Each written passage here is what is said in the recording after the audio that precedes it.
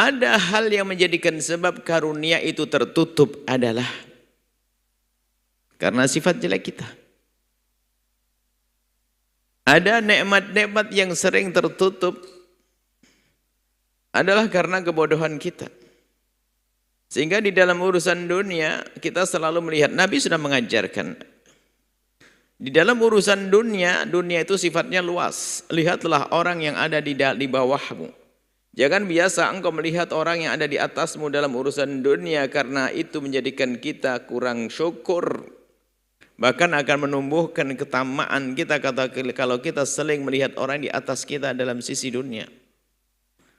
Ya, untuk memotivasi diri untuk bangkit, bangun.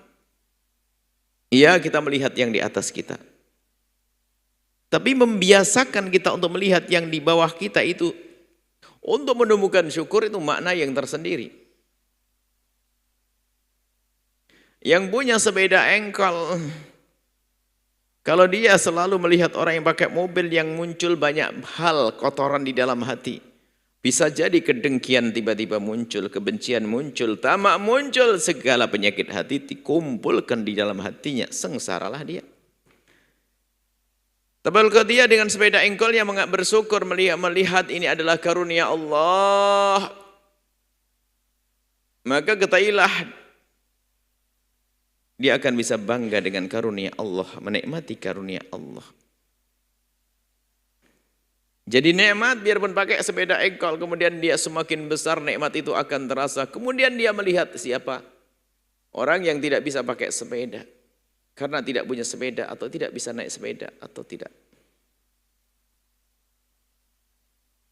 Tidak tahu. Baik yang berjalan pun masih mampu untuk bersyukur. Yang tidak punya sepeda, tidak punya motor, tidak mobil, akan tapi dia masih bisa berjalan. Berfikirlah, merenunglah, di sana ada hamba terkasih Allah, dia bisa menjadi kekasih Allah.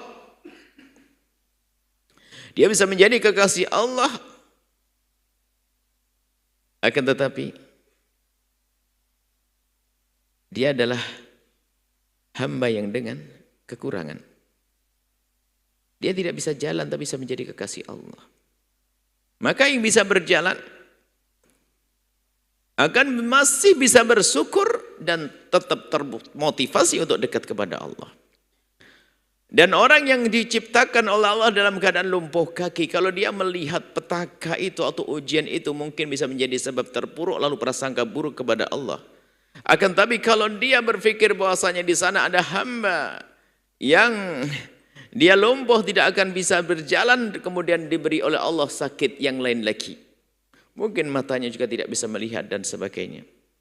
Orang yang tidak bisa melihat dan diberi kaki lumpuh pun kalau dia mau berpikir masih bisa bersyukur. Ternyata masih ada orang yang memperhatikannya dan seterusnya dan seterusnya.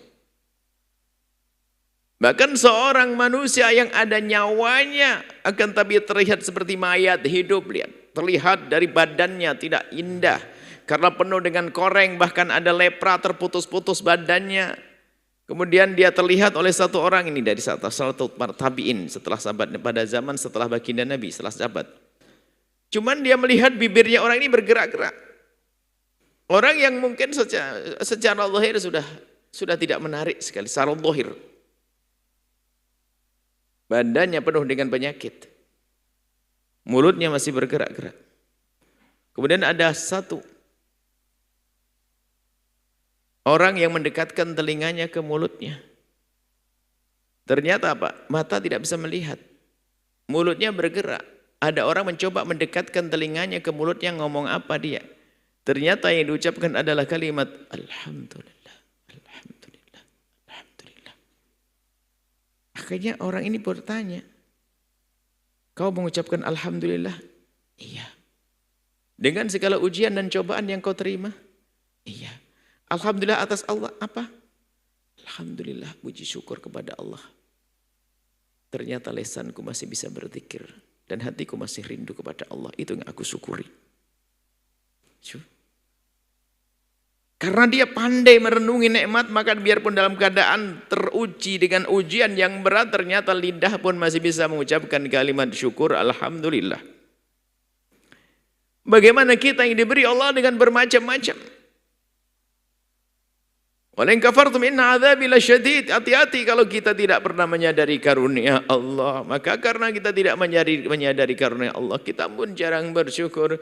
Kalau sudah tidak bersyukur, mengundang murka Allah. Inna adzabi lasyadid.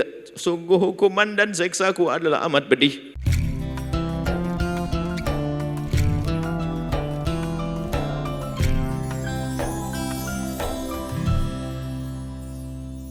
Sahabat Al-Bahjah TV, setelah menyaksikan video ini, jangan lupa bersolawat kepada baginda Nabi Muhammad.